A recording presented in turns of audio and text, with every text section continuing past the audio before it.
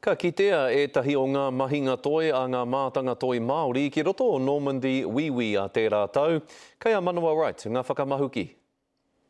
Ki Normandy ka whakātu he mahi toi pēnei ki tēnei I te tau 2015. Being a Māori exposing in France is basically the ideal scenario as an artist. You know, it's a dream come true, it's the place of all the great artists. E tū ana ki Normandy he tohu whakamaumahara I ngā mahi autaia o te ope hoia Māori.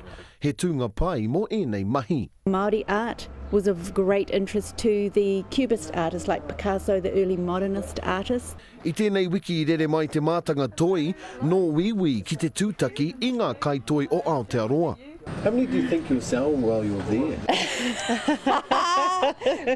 Well, initially the places that we'll be exhibiting at won't have the works for sale because in France with legislation you're not really allowed to. What I'm really excited about is that each of the artists will be responding to something that directly relates to the French communities and the landscape there, and that's something that we don't think has happened before. Mai ngā toi whakāhua ki ngā toi whakāturanga, ki ngā mahi toi a tinana. I make artwork that responds to place or location, either intervening, performing an action, and sometimes using video to document.